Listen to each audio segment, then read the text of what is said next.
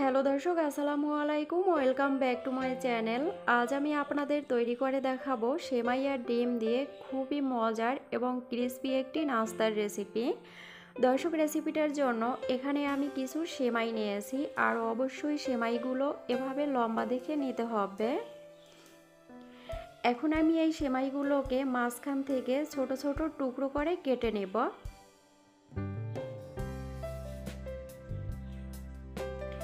সেমাইগুলো কেটে নেওয়ার পর এখানে আমি একটি পাত্রে ফুটন্ত গরম পানি নিয়ে আসি। এবার অল্প অল্প করে পানি এই সেমাইয়ের মধ্যে দিব আর সেমাইটাকে মিশিয়ে নেব।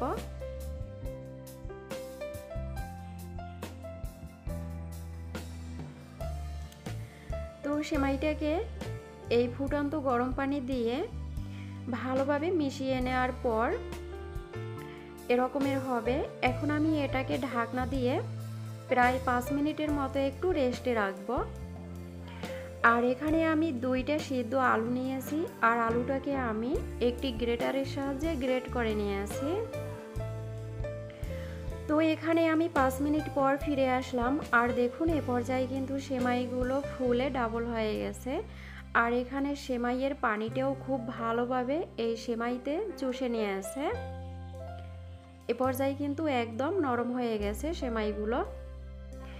আমার এখানে পাত্রটা একটু ছোট হয়েছে, তাই আমি সেমাইগুলো অন্য একটি পাত্রে নিয়ে নিলাম। আর এখানে আমি গ্রেট করা আলু দিয়ে দিলাম।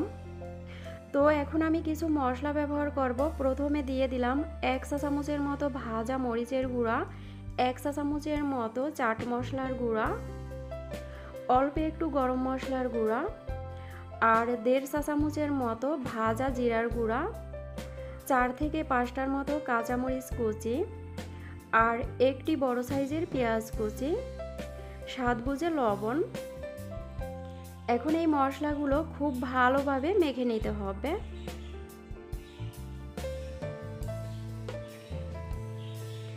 তো আলুটা কিন্তু সেমাইয়ের সাথে মিশে একদম সফট হয়ে যাবে।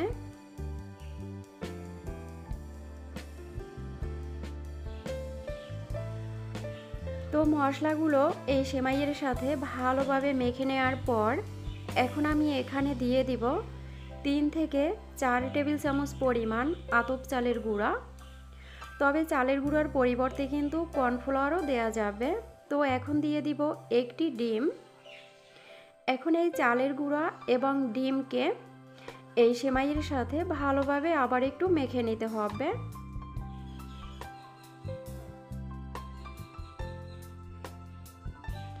তো এটা মেখে নেওয়ার পরে এরকমের একটি ডো হবে। এখন আমি 2 হাতে সামান্য পরিমাণে একটু তেল মেখে নেব। এবার এখান থেকে পরিমাণ মতো নাস্তার অংশ নিয়ে প্রথমে একটু গোল শেপ দিয়ে নেব, তারপরে এভাবে চ্যাপটা করে দিব। তো এরকমের করে আমি সবগুলো নাস্তা তৈরি করে নেব। তো নাস্তাগুলো আমি তৈরি করে নিয়েছি। অন্যদিকে চুলায় একটি ফ্রাই প্যান বসিয়ে এখানে পরিমাণ মতো তেল গরম করে নিয়েছি, আর তেলটাকে অবশ্যই ভালো করে গরম করে নিতে হবে। এখন এই গরম তেলে এই পাকোড়াগুলো দিয়ে দিব।